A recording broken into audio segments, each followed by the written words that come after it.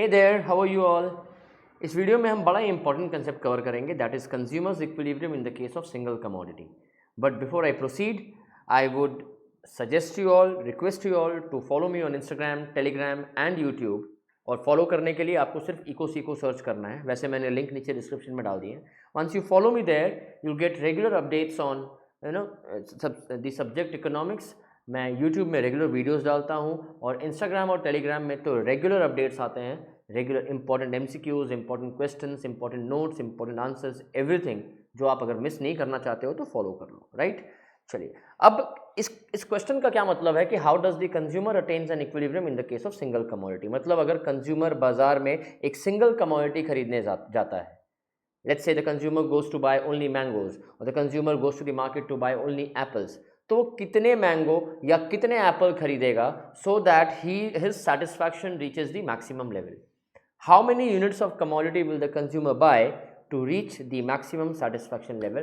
Because consumer's equilibrium का मतलब ही होता है the point with the consumer attains maximum satisfaction by spending his limited income, right. चलिए आगे बढ़ते हैं। तो इसको हम एग्जाम्पल से समझते हैं, बट एग्जाम्पल समझने से पहले एक सिंपल लॉजिक समझते हैं कि जब भी हम बाजार में कुछ खरीदने जाते हैं, ठीक है, तो ज़रूरी तो नहीं है जब हम खरीदने जाते हैं तो हम खरीद ही लेते हैं। अब खरीदने का या ना खरीदने का जो डिसीजन होता है वो प्योरली एक बेसिस पे होता है, वो ये कि हम उसके लिए पैसा कितना पे कर रहे हैं और जो हम पैसा पे कर रहे हैं उसके अगेंस्ट में मुझे मार्जिनल यूटिलिटी कितना मिल रहा है। And well, if you don't know what marginal utility is, आप मेरे प्रीवियस वीडियोस को देखो, and if you want to buy the videos in detail, you can buy the complete videos at a very reasonable cost by calling on the number scrolling below. तो भाई marginal utility means satisfaction derived by consuming an additional unit। मतलब एक particular unit को हम consume करके जो satisfaction हमें मिलता है उसे हम मार्जिनल यूटिलिटी कहते हैं। तो जब हम कुछ बाजार में खरीदने जाते हैं तो we compare the price we are paying and marginal utility we are deriving from it, right. अगर हम कुछ खरीदने गए, ठीक है, बहुत ध्यान से सुनिएगा, अगर हम मार्केट में सपोज करो एक शर्ट खरीदने गए और एक शर्ट मैंने शोरूम के बाहर देखी टंगी हुई है और वो शर्ट मुझे देख करके बहुत अच्छी लगी और मुझे दिमाग में ये आया, मेरे दिमाग में एक प्राइस आया कि ये इतने की होने चाहिए। लेट्स से मेरे दिमाग में आया कि ये 2999 की होनी चाहिए, राइट।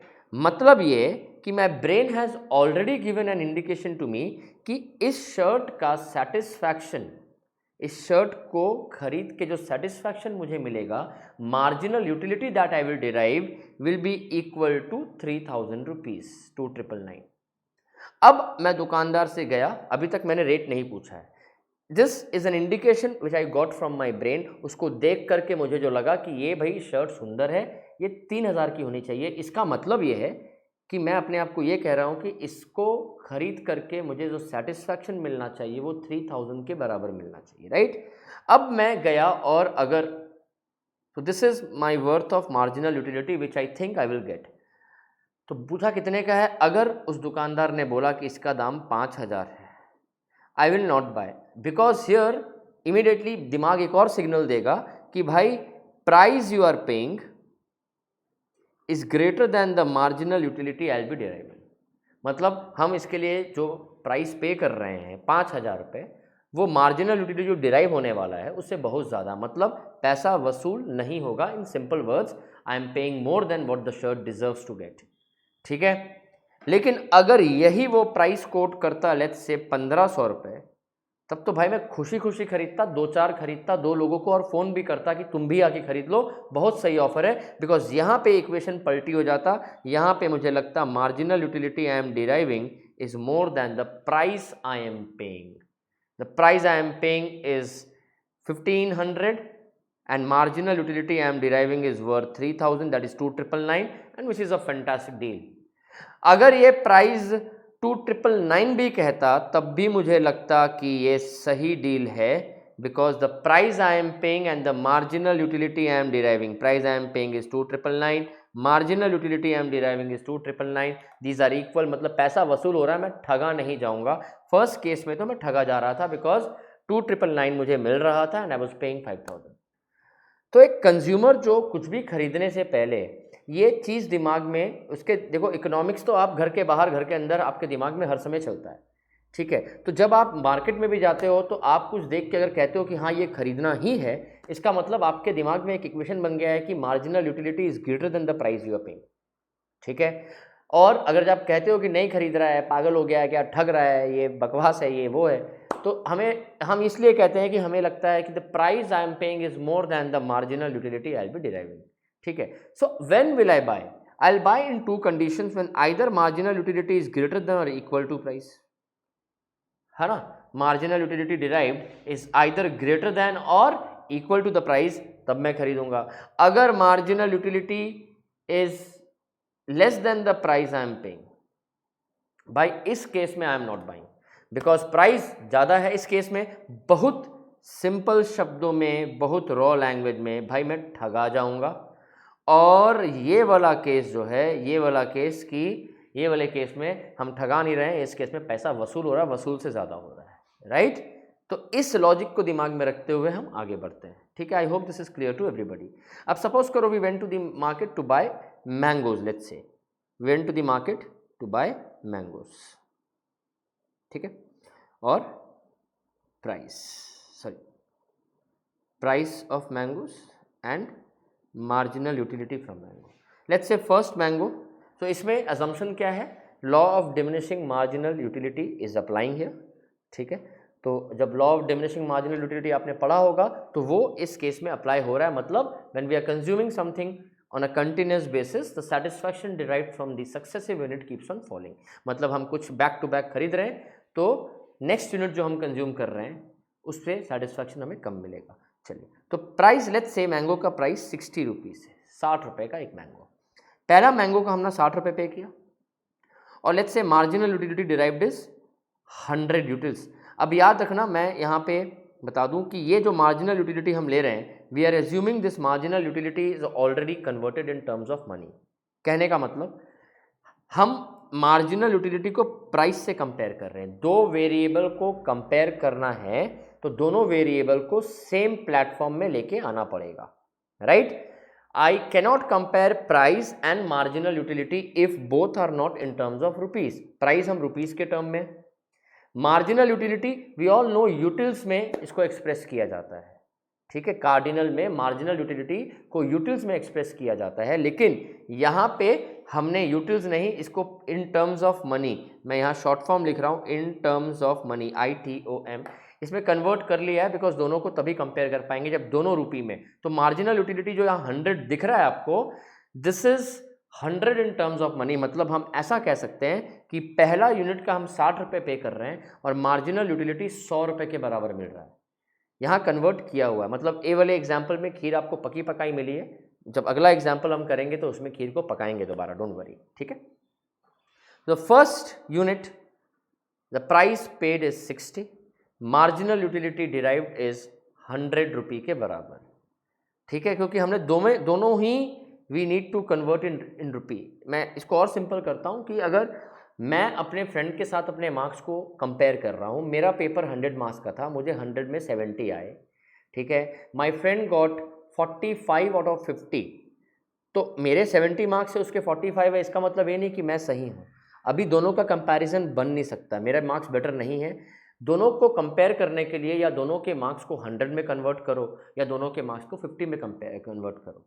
अगर मुझे आउट ऑफ 100 70 आए हैं और किसी को आउट ऑफ 50 45 आए हैं तो उसको आउट ऑफ 100 90 हो गए, उसको भी 100 में कन्वर्ट कर लिया। अब कंपेयर करें तो 45 आउट ऑफ 50 बेटर है 70 आउट ऑफ 100 से। तो दोनों को अगर हम 100 में ले आएँ या दोनों को 50 में ले आएँ तब कंपैरिजन बनता है। एक का मार्क्स आउट ऑफ 100 है और दूसरे का मार्क्स आउट ऑफ 50, तो कंपैरिजन नहीं बनता। इसीलिए दोनों को रुपये में कन्वर्ट किया तभी कंपैरिजन बनेगा। तो first price paid 60, marginal utility derived 100, ठीक है। सेकेंड एप्पल मैंगो कंज्यूम किया, प्राइस पेड इज 60, अगेन एक का दाम 60 रुपये है, दूसरे का भी 60 होगा, and marginal utility derived is 80 in terms of rupee, मतलब 80 रुपये के बराबर सेटिस्फैक्शन मिल रहा है। ये क्यों फॉल हो रहा है? मैंने बताया अजम्पशन में कि law of diminishing marginal utility applies here. Third consume किया, price paid is 60, marginal utility derived is 60, ठीक है। Fourth price paid is 60, marginal utility derived is 40, fifth price paid is 60 and marginal utility derived is 20। देखो marginal utility जो derive हो रहा है वो gradually गिरता जा रहा है, लेकिन प्राइस कांस्टेंट है। अब समझते हैं कि कंज्यूमर कौन सा खरीदेगा और कौन सा नहीं खरीदेगा। Will the consumer by the first unit? Yes, वो फर्स्ट डेफिनेटली खरीदेगा, इनफैक्ट हंसी खुशी खरीदेगा। देखो ये हंस रहा है बिकॉज, थोड़ा अच्छा चेहरा बनाते हैं इसका, ठीक है, ये हंस रहा है, क्यों हंस रहा है भाई? बिकॉज इसके लिए पैसा वसूल से ज़्यादा काम हो रहा है। He is paying 60, he is getting 100। 60 रुपये का पैसा इसने अमाउंट पे किया, वसूली 100 रुपये के बराबर हो रही है, तो भाई definitely definitely definitely he'll buy this. Second, he is paying 60, he is getting 80. Will he buy this again? Yes, he will again be a smiling face. पहले वाले में ज़्यादा जोर से हंस रहा है, ठीक है, दूसरे वाले में हंस रहा है लेकिन उतना जोर से नहीं, बिकॉज दूसरा वाला भी उसको satisfaction ज़्यादा दे रहा है than he is paying. So if MU, that is marginal utility, is more than the price he is paying, he will definitely buy. In fact तीसरा भी वो खरीदेगा, तीसरे में उतना खुश नहीं है लेकिन खुश है बिकॉज जो वो पे कर रहा है उसको मिल रहा है, पैसा वसूल तो पूरा हो रहा है, नुकसान यहाँ भी नहीं है। हाँ, पहले दो में बहुत उसको प्रॉफिट हो रहा था। फोर्थ वाला ही विल नॉट बाय, चेहरा उदास, एंड फिफ्थ वाला, fourth not buy, fifth not buy, because fifth वाला में चेहरा उदास, साथ में आंसू भी निकल आएंगे फिफ्थ में, बिकॉज फिफ्थ वाला इज, तो फोर्थ वाला इज पेइंग 60, इज गेटिंग 40। कोई सवाल ही पैदा नहीं होता है, 60 रुपये दे रहे हैं, 40 मिल रहा है, तो भाई नुकसान हो रहा है, 20 रुपये का नुकसान। और यहाँ पे पाँचवें में he is paying 60, is getting 20, यहाँ तो और ज़्यादा नुकसान है। इसलिए जो कंज्यूमर है इन दोनों में खुश नहीं है, इन दोनों में बहुत खुश है और इसमें भी खुशी है। तो कंज्यूमर कितने कमोडिटी कंज्यूम करेगा, कितने मैंगोज कंज्यूम करेगा? फर्स्ट, सेकंड, थर्ड, फोर्थ नहीं, फिफ्थ नहीं, ठीक है, फर्स्ट सेकंड थर्ड, तीसरा मैंगो के बाद वो और कंज्यूम नहीं करेगा, ठीक है। तो where is he getting satisfaction, maximum satisfaction? Third में। थर्ड में क्या हो रहा है? थर्ड में अगर हम गौर से देखें, थर्ड का फंडा क्लियर है, that marginal utility is equal to the price he is paying. Marginal utility in terms of money is equal to the price he is paying. I hope this is clear to everybody, nobody has a doubt. So consumer's equilibrium in the case of single commodity is a point where marginal utility derived is equal to the price paid for the commodity, but marginal utility in terms of money. ये मत भूलिएगा, ये utils नहीं है, in terms of money है, because utils को हम रुपी से कंपेयर नहीं कर सकते थे, ठीक है। तो यहाँ तो ये क्लियर हो गया भाई बहुत क्लियरली कि ही will consume the first, second and third. Third में रुक जाएगा। अब सवाल ये उठता है, बहुत स्टूडेंट को लगता है कि सर ये फर्स्ट में ही क्यों नहीं रुका, सेटिस्फैक्शन तो मैक्सिमम फर्स्ट में है। तो भाई ऐसा है कि जब आपको भूख लगती है, आप खाना खाने बैठते हो, तो first chapati gives you maximum satisfaction. क्या पहला चपाती खा के आप उठ जाते हो खाने से? नहीं ना, आप तब तक खाते हो जब तक आपका पेट ना भरे। हाँ, first chapati gives you maximum satisfaction, the second one you will have will give you lesser satisfaction, लेकिन खाते तो हो, क्योंकि पेट जब तक पूरा ना भरे उठोगे नहीं। इसमें भी first mango gives you maximum satisfaction, that is correct, but पेट तो नहीं भरेगा। जब तक पेट नहीं भरेगा तो खाना थोड़ी छोड़ोगे। तीसरे में पेट पूरा भर जाएगा, इसीलिए प्राइस जो पे कर रहा है, मार्जिनल यूटिलिटी गिरते गिरते गिरते गिरते प्राइस के बराबर आ गया। आपको पता है कि अगले में मार्जिनल यूटिलिटी गिरेगा, प्राइस वहीं रहने वाला है, तो आप नेक्स्ट वाला नहीं कंज्यूम करोगे। आई होप दिस इज क्लियर। अगर इसको हम डायग्रामेटिकली समझें, अब इसका डायग्राम अगर हम बनाएं तो कैसा बनेगा diagram? X axis, Y axis, हम वाई एक्सिस में प्राइस लेते हैं एंड एमयू लेते हैं, एक्स एक्सिस में हम लेते हैं यूनिट्स, ठीक है, एक्स एक्सिस में हम लेते हैं यूनिट्स, ठीक है। तो फर्स्ट प्राइस 60 एमयू, तो इसको हम 20-20 का ग्राफ ले लेते हैं, 20, 40, 60, 80, 100 और प्राइस यूनिट्स 1, 2, 3, 4, 5। तो प्राइस तो थ्रू आउट 60 है, तो प्राइस का जो लाइन होगा वो तो स्ट्रेट लाइन होगा, बिकॉज फर्स्ट का भी प्राइस 60 है, सेकंड का भी 60, थर्ड का भी 60, फोर्थ का भी 60 एंड फिफ्थ का भी 60। मार्जिनल यूटिलिटी फर्स्ट का 100, second 80, third 60, fourth 40, fifth 20 and this is your marginal utility, ठीक है। अब आप देखो ये पॉइंट है, point E is the point of consumer's equilibrium, point of equilibrium जहां मैंने ग्रीन से भी किया है। Point of equilibrium in the case of single commodity is the point where MU equals price. E में marginal utility and price they both are equal to each other, ठीक है। अब इसको अगर हम समझें इसका, तो ये जो शेडेड रीजन है ग्रीन वाला, ये क्या रिप्रेजेंट कर रहा है? ये रिप्रेजेंट कर रहा है सरप्लस। देखो पहला कंज्यूम किया, price he paid was 60, marginal utility he got was 100, तो ये जो एक्स्ट्रा बेनिफिट मिला 60 के ऊपर। सेकंड का ही पेड 60 ही गॉट मार्जिनल यूटिलिटी वर्थ 80, ये इसको सेकंड का मिला। और थर्ड में जो इसने कंज्यूम किया, जो जितना पे किया उतना इसको सेटिस्फैक्शन मिला। तो ये सारा जो रीजन है जो ग्रीन वाला है, that is representing satisfaction derived over and above the price paid, satisfaction derived over and above the price paid, ठीक है। जो एक्स्ट्रा मिला है सेटिस्फैक्शन, वो है जो एक्स्ट्रा होता है उसको हम क्या बोलते हैं? सरप्लस। किसको सरप्लस मिला? कंज्यूमर को। तो इसको हम कहेंगे, इस एरिया को हम कहेंगे कंज्यूमर्स सरप्लस। क्या कहेंगे इसको हम? Consumers surplus. I hope this is very clear to everybody, ठीक है। ये हो गया सिंगल कमोडिटी के केस में, बट इसमें अब हम एक स्टेप और आगे बढ़ेंगे। I hope this is clear to everyone at this diagram and this explanation. अब हम आगे बढ़ेंगे, एक और स्टेप आगे बढ़ेंगे कि यहाँ पे जो हमने लिया MU, वो इन terms of money already converted है। मतलब खीर जो थी वो पकी पकाई थी, हम उठाए और खा गए। अब थोड़ा सा खीर बनाने की भी हम मेहनत करते हैं, थोड़ा उसका भी उस तरफ भी जाते हैं। तो now what if marginal utility in terms of money is not given, then what? चलिए अब समझते हैं। प्राइस, अब सपोज करो आप आइसक्रीम कंज्यूम कर रहे हैं। आइसक्रीम के लिए let's say ice cream,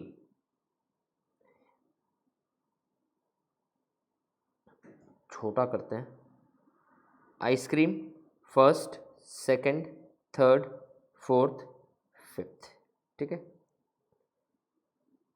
marginal utility derived from ice cream. Now this ice cream का marginal utility is in utils, ये इन टर्म्स ऑफ मनी नहीं दिया है, ठीक है। अच्छा पहले हम एक काम करते हैं, पहले प्राइस ले लेते हैं, थोड़ा इजी रहेगा। प्राइस, लेट्स से आइसक्रीम का price is 20, 20, 20, 20, 20। Marginal utility derive from ice cream in utils, ये यूटिल्स लिया हमने, ठीक है। ये इन टर्म्स ऑफ नहीं, 120, 100, 80, 60, 40। देखो ये 120, 100, 80, 60, 40 की फॉर्मूला नहीं है, मैंने रैंडमली लिया है। क्या हम अब कंपेयर कर सकते हैं कितनी आइसक्रीम को हम कंज्यूम करेंगे? Price is in rupee and marginal utility is in utils. Can we compare these two? Definitely not, क्योंकि मार्जिनल यूटिलिटी यूटिल्स के फॉर्म में है और प्राइस जो है वो रुपी के फॉर्म में है। इन दोनों को तो हम कंपेयर कर ही नहीं सकते किसी भी हाल में। We will not be able to compare these two, कुछ भी हो जाए, राइट? क्योंकि दोनों का मेल ही नहीं बनता है कंपेयर करने के लिए। या दोनों को रुपी में कन्वर्ट करो या दोनों को यूटिल्स में कन्वर्ट करो। चलो अब प्रिपरेशन करते हैं कि मार्जिनल यूटिलिटी यूटिल से इन टर्म्स ऑफ मनी कैसे करेंगे। चलिए, तो अब यहाँ पे मार्जिनल यूटिलिटी ऑफ मनी का एक कंसेप्ट समझना है। MUM कहते हैं उसे, हम क्या कहते हैं? MUM। MUM इज एक सिंगल यूनिट ऑफ रुपी जब आपको मिलता है, एक सिंगल यूनिट ऑफ रुपी जब आपको मिलता है तो आपको उस यूनिट ऑफ रुपी से कितना सेटिस्फैक्शन मिलता है। चलिए समझते हैं। Suppose you got 100 rupee note, irrespective of what amount of money you have in your pocket, irrespective of the fact what amount of money you have in your bank account, in your locker, wherever। जब आपको एक 100 रुपए का note मिला, let us assume कि 100 रुपए से आपको 500 यूटिल सेटिस्फैक्शन मिला। किसी ने 100 रुपए दिए, आप 100 रुपए जब हाथ में पकड़े हो, खुशी हुई, कितना सेटिस्फैक्शन मिला? कितनी खुशी हुई? 500 यूटिल। मतलब 1 रुपए से कितना मिला? 5 यूटिल्स। तो मार्जिनल यूटिलिटी ऑफ मनी बताता है कि 1 रुपया is equal to how many utils of satisfaction you get. 1 rupee is equal to what amount of utils? What util satisfaction you get when you get 1 rupee extra? समझ में आया? अगर आपको 100 रुपये मिलता और आपको 700 यूटिल सेटिस्फैक्शन मिलता तो 1 रुपये का सेटिस्फैक्शन कितना होता? 7 utils. I hope you got it. So marginal utility of money is how much 1 rupee equal to how much. So हम अज्यूम करते हैं कि 1 रुपये, लेट्स से 4 यूटिल्स सेटिस्फैक्शन देता है। So MUM is marginal utility of money, satisfaction derived by attaining an extra unit of money. ठीक है, I hope this is clear. तो 1 रुपये हमने यहाँ अज्यूम कर लिया, आपको एग्जाम में जब सम आएगा तो आपको दिया ही होगा। हम अलग अलग वैल्यू भी अज्यूम करके इसको सॉल्व करेंगे। पहले हम अज्यूम करते हैं कि marginal utility of money is 4, ठीक है, 4 यूटिल। अब यहाँ एक चीज़ और अज्यूम करना होता है कि marginal utility of money is given. इस कंसेप्ट का अजम्पशन जो था, एक था law of diminishing marginal utility applies, जो हमने स्टार्टिंग में ही समझ लिया। दूसरा कि marginal utility of money is given and is constant, मतलब मार्जिनल यूटिलिटी ऑफ मनी जो 4 यूटिल है वो थ्रू आउट कांस्टेंट रहेगा, उसके मार्जिनल यूटिलिटी में चेंजेस नहीं आएंगे। ये अजम्पशन अज्यूम करना ज़रूरी है इस कंसेप्ट को समझने के लिए, ठीक है। चलिए, अब मार्जिनल यूटिलिटी ऑफ मनी मतलब 1 रुपये 4 यूटिल्स के बराबर है। इस कंसेप्ट को यूज़ करके हम मार्जिनल यूटिलिटी जो यूटिल्स में दिया है उसको in terms of money convert करेंगे। So marginal utility in terms of money, मैं शॉर्ट फॉर्म लिख रहा हूँ सब, ठीक है। कैसे होगा? अगर अब सिंपल फंडा समझो, अगर 1 रुपये 4 यूटिल्स के बराबर है तो 120 यूटिल कितने रुपए के बराबर होगा? Will use a simple unitary method, 120/4 which makes it 30 in terms of money. मैं दोबारा बोल रहा हूँ, अगर 1 रुपये 4 यूटिल्स के बराबर है अपने एग्जाम्पल में जो हमने यहाँ पे अज्यूम किया है, अगर 1 4 के बराबर तो 120 कितने के बराबर? 120/4, this becomes 100/4, sorry 100/4 is 25, this becomes 80/4, this becomes 20, this becomes 60/4, this becomes 15 and this becomes 40/4, this becomes 10। अब जो ये वाला कॉलम है इसमें marginal utility in terms of money निकल आया। अब भाई साहब इन दोनों का कंपैरिजन बनता है। We will be able to compare these two, we will be able to compare these two. Why we'll be able to compare these two? Because both the values are expressed in terms of money. Both the values are expressed in terms of money, right? तो अब हम समझते हैं कि कैसे होगा भाई। देखो तो कैसे निकला marginal utility in terms of money, कैसे निकला? बहुत सिंपल फॉर्मूला यूज किया। क्या यूज किया हमने? मार्जिनल यूटिलिटी ऑफ कमोडिटी, क्योंकि 120 क्या है? Marginal utility of ice cream. तो किसी भी कमोडिटी का marginal utility divided by marginal utility of money. When we do this we get marginal utility in terms of money. यहाँ वही किया ना हमने, 120 is marginal utility of ice cream, 4 is marginal utility of money. Again 100 is marginal utility of ice cream and 4 is marginal utility of money. So when we divide these to what we get is marginal utility in terms of money. तो अगर हम ऊपर जाएं वापस, तो basically जो हमने ये फॉर्मूला लिखा है this can be further written as marginal utility of money. हम कैसे निकालते हैं? MUX, हम कमोडिटी को x मानते हैं, by MUM should be equal to price को PX लिखते हैं। ये हो गया। अगर इसको हम डिटेल में और तोड़ें तो वैसे इसको पढ़ कैसे सकते हैं? MUX by MUM is marginal utility in terms of money is equal to PX is price of X। Simple, ठीक है। चलिए ऊपर आते हैं अभी। तो ये हो गया भाई। अब कंपेयर करते हैं तो कितने कमोडिटी कंज्यूम करेगा? पहले के लिए प्राइस कितना पे किया है? 20। Marginal utility in terms of money 30 consume करेगा, एकदम करेगा। अगर हम इससे कंपेयर करते सेम फंडा यूज करके तो पांचों कंज्यूम कर लेता, लेकिन इसको कंपेयर करके फायदा नहीं। हम पांचों, अगर किसी को लगता कि ये marginal utility in terms of money ही दिया हुआ है तब तो पहला, दूसरा, तीसरा, चौथा, पांचवा, छठा भी होता वो भी कंज्यूम कर लेते, because in all the cases marginal utility is greater than the price. But ये कंपैरिजन का स्कोप यहाँ बनता ही नहीं है, यहाँ बनेगा। तो second he is paying 20 is getting 25, will he consume this? Yes. He is paying 20 is getting 20, will he consume this? Yes. Fourth and fifth again नहीं, क्योंकि 20 दे के 15 और 20 दे के 10 दोनों में price he is paying is more then marginal utility he is deriving. So formula क्या बन गया मेरा? तो पहले दो वो कंज्यूम करेगा पक्का, क्योंकि MUX, मैं आइसक्रीम को x मान रहा हूँ बिकॉज आपको सिर्फ आइसक्रीम लेके नहीं समझना होगा, एक जनरल स्टेटमेंट समझना होगा। MUX by MUM is greater than PX, he will consume. ऊपर में भी वो क्यों कंज्यूम कर रहा था first two? Because MU in terms of money was greater than price. तो यहाँ पे मैंने इसको और डिटेल में समझा दिया। He will stop where? Third में, बिकॉज यहाँ पे इक्विलिब्रियम आ गया। MUX by MUM is equal to P X, ये मेरा पॉइंट ऑफ इक्विलिब्रियम है, यहाँ तक कंज्यूम करेगा। और ये दोनों कंज्यूम क्यों नहीं करेगा? Because M U X by M U M is less than px, that is price he is paying is more and marginal utility he is deriving is less. So अब और detail समझ में आ गया कि किस, तो कहाँ पे इक्विलिब्रियम होगा? Equilibrium in the case of single commodity is attained where M U X by M U M is equal to P X. I hope this is clear to everybody, ठीक है। बट अगेन इसको थोड़ा सा और आगे लेके जाते हैं कि marginal utility, this is clear right? अगर कोई डाउट हो तो आप नीचे कमेंट सेक्शन में पूछ सकते हो। अब एक स्टेप और आगे चलते हैं।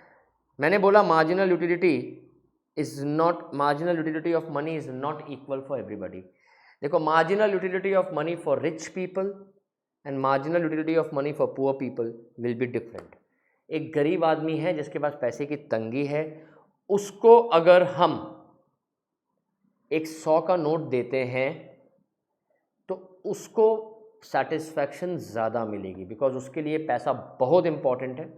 तो if you are giving a 100 rupee note to somebody who is struggling hard to earn money, उसके लिए MUM ज़्यादा रहेगा, right? He'll be very happy, अरे वाह 100 रुपये का। जैसे जो बेगर्स होते हैं रोड के साइड में, आप उसे 100 रुपये दोगे तो आप कितनी दुआ देते हैं, वो जीते रहो बेटा, तुम्हारी लंबी उम्र हो, blah blah blah blah blah. Basically they are happy. For them, marginal utility of money is more. For somebody who is very rich like Mukesh Ambani or Tatas or Birlas, उनके लिए 100 रुपये का per unit marginal utility of money will be less, because उनके लिए, उनको अगर 100 रुपये देंगे बोलेंगे यार ये तो बहुत है, हम तो छींके पैसा निकल जाए, राइट? तो उनके लिए MUM कम रहेगा। मैं ये सारा रब कर रहा हूँ, मैं आपको साइड बाय साइड कंपैरिजन समझाऊंगा।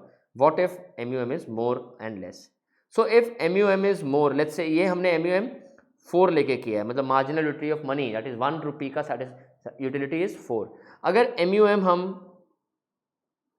लेट्स से 6 करते हैं, किसी समबडी हु इज पुअर, अगर उसके लिए मार्जिनल यूटिलिटी ऑफ मनी ज़्यादा रहेगा 6, उसके लिए इक्वेशन क्या हो जाएगा? तो marginal utility in terms of money, पहला कितना सेटिस्फैक्शन दे रहा है? 120 यूटिल्स, 1 रुपये इसमें 6 रुपये के बराबर है, तो 120 utils will be equal to 120/6, ये हो गया 20। सेकंड कितना हो जाएगा? 100/6, ये हो जाएगा 16.66। देखो वो सिर्फ पहला ही कंज्यूम करेगा, उसके लिए पैसा बहुत इंपॉर्टेंट है, सोच समझ के खर्च कर रहा है। फर्स्ट कंज्यूम किया, price he is paying is 20 and marginal utility is deriving is 20। Second he is paying 20 is getting 16, मतलब ही इज सेकंड के हिसाब से इस price is paying is more than the marginal utility derived, वो first में ही रुक जाएगा। तो इसका मतलब ये हुआ कि मार्जिनल यूटिलिटी ऑफ मनी जब बढ़ता है किसी के लिए, वो कंजम्पशन कम कर देता है। लेकिन अगर मुकेश अंबानी टाइप कोई आदमी होता जिसके लिए मार्जिनल यूटिलिटी ऑफ मनी बहुत कम है, लेट्स से 2, बिकॉज उनके लिए तो पैसा बहुत है उनके पास, और उनको अगर कोई आके 100 रुपये का नोट देगा तो उनको तो उतना एक्साइटमेंट नहीं होने वाला है उनको ना, तो उनके लिए marginal utility of money is 2। तो उनका क्या होगा? पहला 120/2 हो जाएगा यहाँ पे 60, फिर दूसरा हो जाएगा 100/2, दिस इज 50, ठीक है। फिर हो जाएगा 80/2, this is 40, 60/2, this is 30 and 40/2, this is 20. He'll have the first paid 20 getting 60, definitely paid 20 getting 50, paid 20 getting 40, paid 20 getting 30 and paid 20 getting 20. He'll have all 5 because उनके लिए पैसा बहुत है उनके पास, तो भाई वो सारी आइसक्रीम खा जाएगा पाँचों, बिकॉज उनके लिए मार्जिनल यूटिलिटी ऑफ मनी कम है, मतलब उनके लिए पैसा मिलने से पैसे का इंपॉर्टेंस थोड़ा कम हो गया, बिकॉज ऑलरेडी बहुत ज़्यादा है ना। इस वाले केस में इनके लिए पैसा बहुत इंपॉर्टेंट है, तो पैसे का इंपॉर्टेंस ज़्यादा है तो वो कम खर्च करेंगे। तो भाई अगर MCQ में पूछ लिया what if marginal utility of money rises, तो कंजम्पशन गिरेगा। What if marginal utility of money falls, consumption बढ़ेगा, as shown in the example. I have tried my best to make this concept clear to you all. If you like it, अगर आपको पसंद आया है तो अच्छे comments छोड़ें, like करें, and if you want the complete videos in detail, जो मैंने ऐसे ही सब वीडियोस में पढ़ाया है, you can call on the numbers given below. Thank you so much.